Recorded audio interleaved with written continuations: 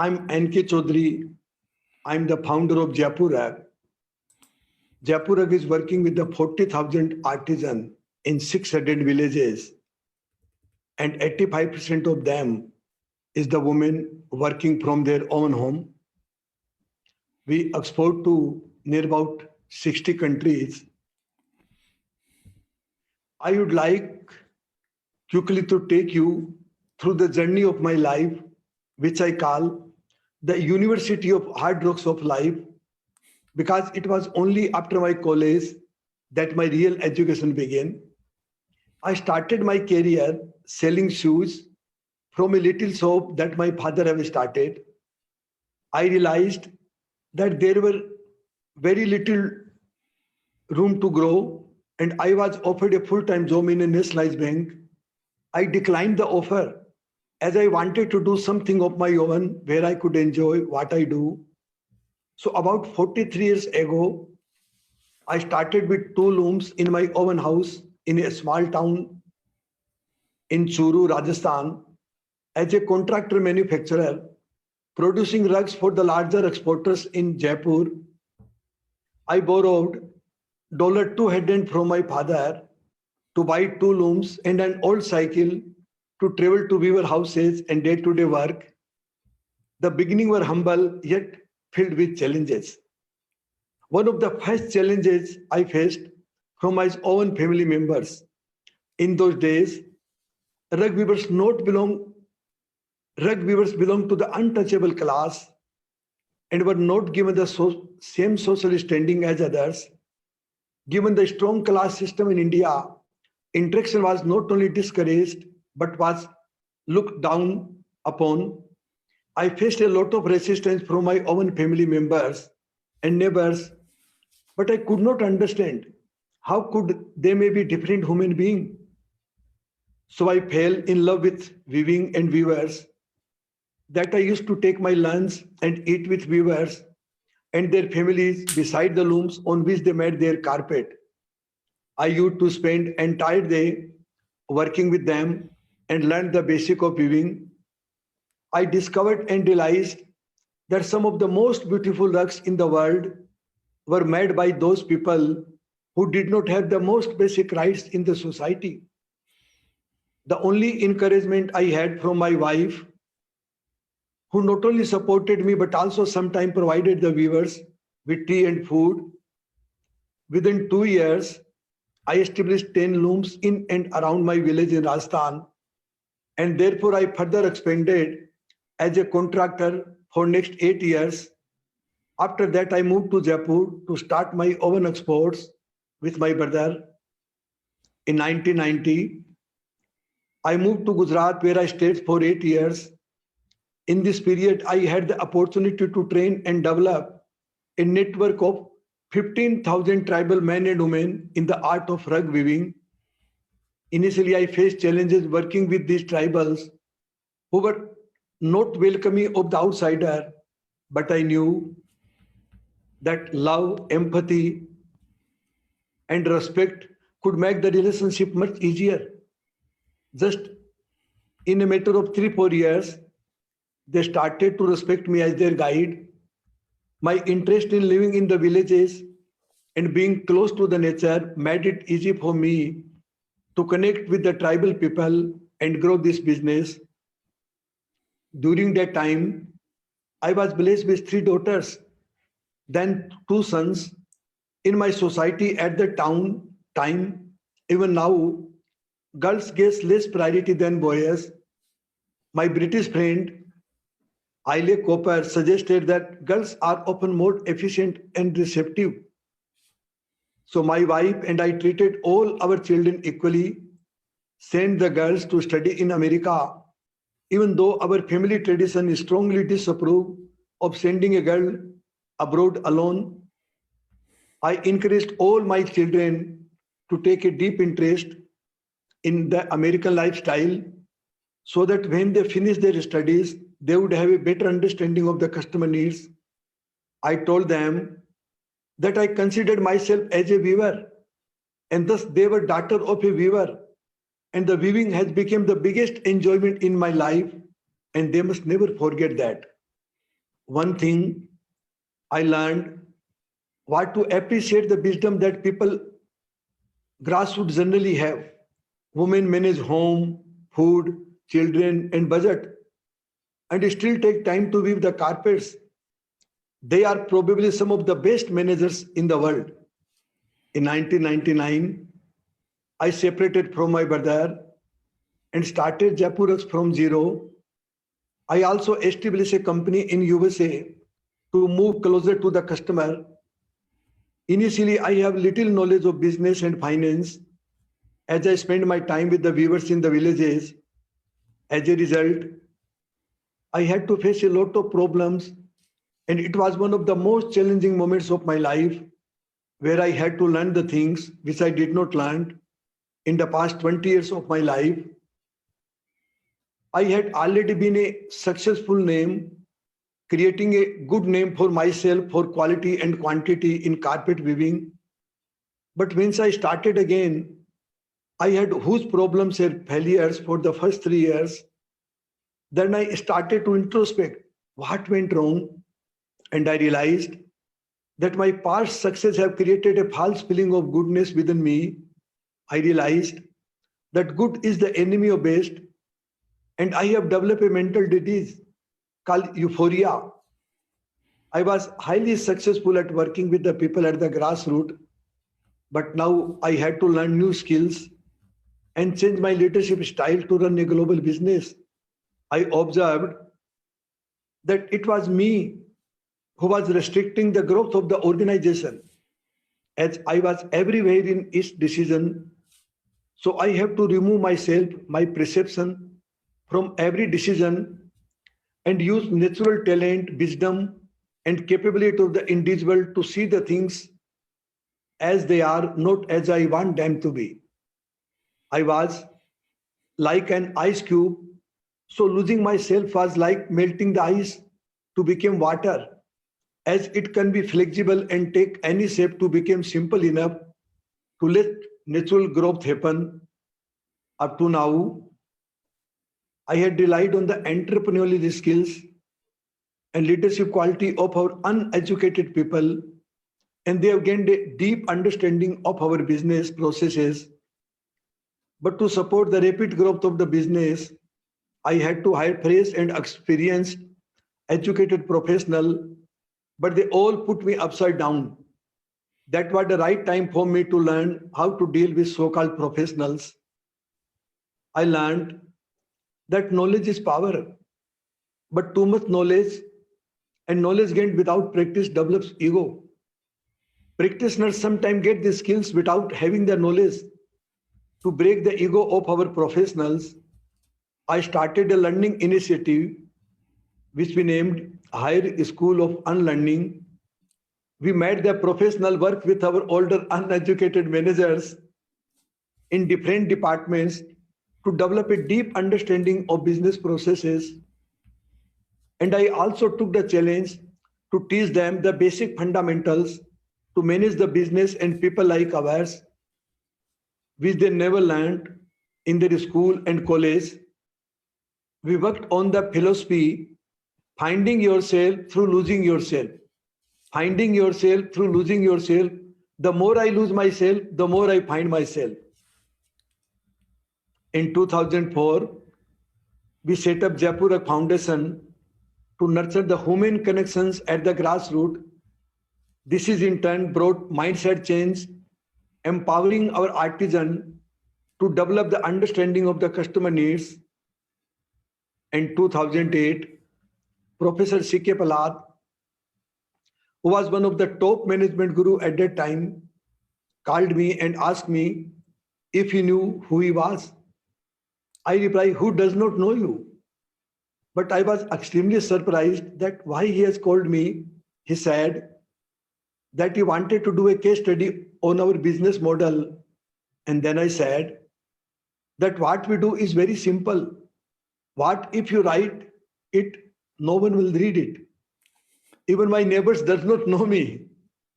But he explained me that our global supply chain was very unique by connecting the world poorest of the poorest with the richest. by enhancing the capability at the grassroots. I believe that innovation will be a key for Jaipur Rugs to grow further. In 2014, we begin an initiative to include our viewers in the product development and design process to unleash the creativity of the talented artisan we work with, and termed it as Man Chaha project. Man Chaha in Hindi means freedom to design so that the artist put their heart and soul. Today, the Man Chaha project has won over 7 global awards. In 2017, one of the artisan Bimla Devi, who had never been out of her village, never went to school, surprised the world with the simple yet magical designs that went on to win the German Design Awards, and she personally went to Germany to receive the award. I saw our artisan as human, but my daughter Kavita went a step ahead and saw an artist in them. My future vision for Jaipur Rag is to create the best artisan proposition where each and every artisan will become the artist and shall be connected with the world of design. This shall allow the artisans to a greater share of the wealth they produce. Furthermore, I see Jaipur Rug as a platform of connecting the end consumer with the artisan so that they can both emotionally connect with each other. This shall lead the ultimate level of dignity of our artisans. In 2019, Raj Sisodia, who started Consul's Capitalism in USA, wrote a book about healing organization, and he published a case study on Jaipur Rag about the power of innocence. I believe innocence would be the further of management sciences. Innocent have the power to see and understand the things which others can't, and this will transform the business around the world. I often say that we don't sell carpet, we sell family blessings, we sell experiences, we sell stories, and our carpet is free. When our customer buys the carpet, he gets the blessing of our artisans, and our artisans receive back the healing which comes from the customer's happiness and warmth. This completes the circle, which we called totality. I would like to end by sharing a small experience I had when I was in college. I had a very strict college professor of business administration, and he came to my classroom and called out my roll number and asked me to stand. I got scared as to why he was asking me, as I was a very disciplined student, and I started to think what wrong I might have done. Then he took out a test copy and showed to everyone in class, saying, "Look at the answer this boy has written." The question was that what is the definition of business?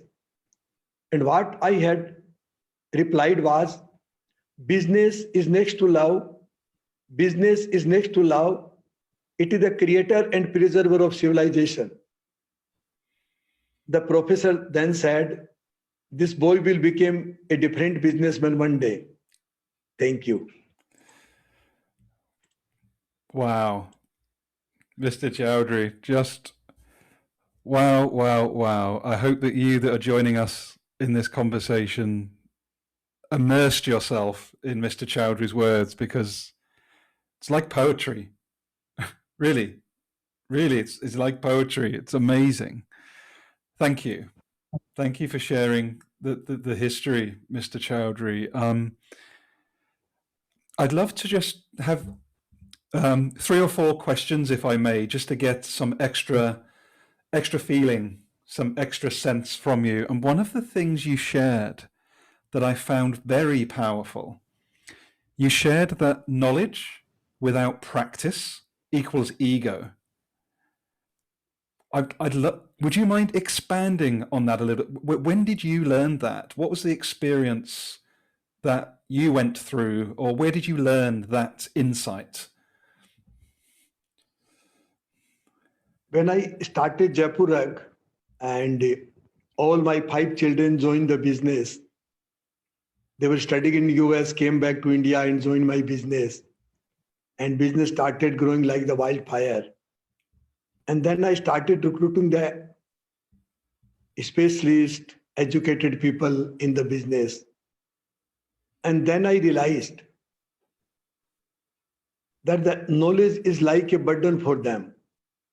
Knowledge make them the blind to see the reality. Because those are the people, they are not driven by empathy. They are not driven by the heart. And they are totally away from the reality. So my business, and then my business became so bad. At that time, I realized that how a knowledge without practice can damage the business. And then I also came so many people who is preaching so much, but they not realize the truth of the life. So when we listen them, we make our life more complicated. Amazing. Such a powerful insight. Thank you. The something else I really love, I'm really smiling, Mr. Chaudhary, the school of unlearning. I think it's so brilliant. The more I lose myself, the more I find myself. There seems to be there's a beautiful spirituality about Jaipur Rugs and the business. And was that founded in your own maybe beliefs or your own sense of self? As like how I'm just really amazed by that insight. I'm just wondering, is that something that you have always felt yourself, or is that something that you learned or you uncovered throughout your life? When I started growing like the wildfire, and then I employed so many people, and then I found that most of my managers, there are two things. One is their role, and one is their own identity. So they are more interested in their identity. Identity means I create a false image of myself, and which I don't want to lose. So I forget about my role, and I always remember my identity. So when I make any decisions, I'm afraid of losing my identity. So they make the wrong decision. And about myself, when I have some problems in my company, I also start introspecting myself that my business is not growing. Why I have so many problems in my business? Then I found that I have got 3 enemies within me. One is my unconsciousness, one is my ego, and third is my desire. And then I have a deep introspection and started observing all these 3 criterias. And then I found that how the unlearning, why the unlearning is so important. The more you unlearn, then more you create a space for the innovation, for the new things to come. That's lovely. And oh, just beautiful. One of the other things, what's coming up for me, Mr. Chaudhary, is you share that, and I've been on this journey personally, very deeply, the last 12 months in particular, is that unlearning in many ways is letting go of beliefs, letting go of fear. That these are the things that unlearning means to me. Does that also resonate with you as well? Yes, it is. You are totally right. Because anything which I remember about myself, it fills the space, and then we have no space for the new things. Yeah. Wow. Brilliant. I've just got a couple more questions for you, Mr. Chaudhary. As you and Jitendra know, I could keep you all day, but I will not do that. Okay. What I'm also really touched me is you shared that very challenging situation earlier in your career with Jaipur Rugs, where you tried to bring this new awareness to different parts of India, but you were met with really a challenge. You know, you were being kept at arm's length. And you mentioned that love, empathy, and respect were the way that you were able to connect with those communities. Right. Can you maybe share? I'd love you to bring that to life, because as you know, I'm based in the UK. This Right. podcast is called Activating Consciousness. And in the Right. Western world, to talk about love and empathy is still a very unusual thing to do. Right. And I'd love you to just maybe an invitation from you as a CEO of a very successful business that is really including 40,000 artisans in its business model. What's your message to those leaders that may hear us talking, who think, love, empathy, respect, this stuff is too soft? What is your message for them, Mr. Chaudhary, if I may ask? What I realized in my life, that destination comes from the mind, but the direction comes from the heart. And love, empathy, and compassion, those are the heart is the source for all these qualities. So if we are not driven by the love, compassion, then we don't have the direction. And we always try to reach the destination. But without the direction, we can't reach there. And I think that past businesses is driven by the masculine power, and future business is driven by the brains. No, sorry. The past business is driven by the masculine power, and now the business is driven by the brain, and the future will be driven by the heart. So if you can't understand your people, you can't understand the need of your people, I don't think that the business is going to survive. Powerful. And I think it's a really important message, this. I'd love you to joining us right now, because I remember also a story, Mr. Chaudhary, where you shared early in your career with Jaipur Rugs. Many people try to tell you you're crazy, all this heart, all this care. And I think it was the number 80% of those businesses no longer exist, if I remember correctly. Ask me again.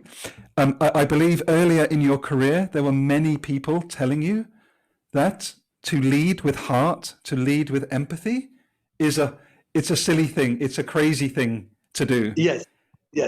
Yet I believe something like 80% of those businesses no longer exist, I believe. Yes.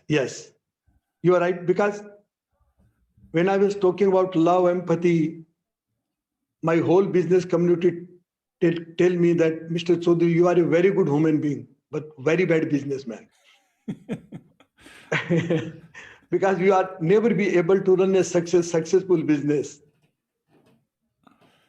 And now I see that after 2008, when there was a big recession, how Jaipur has grown. And most of the businesses, most of the people, they were telling me that you never can make a successful business. Most of them have closed their own business. So powerful, so powerful. And I just want to thank you again, Mr. Chaudhary. Thank you so much for joining me today. It's been a complete honor, and I'm so excited that it feels to me that the world, not just the Southern Hemisphere in India, in Asia, but also in the Western world, we are finally waking up to the opportunity that leading with heart and connection can bring in the business, in the business world. Do you feel that as well? Do you feel you feeling this? I'm sure that anything which we do in business, if it is not driven by love, it is not going to sustain. There's the mic drop moment from Mr. Chaudhary.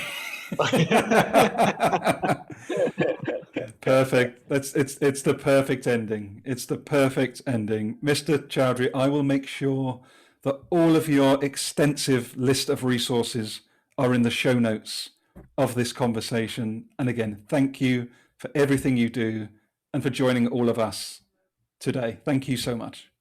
Thank you. Thank you. Thank you.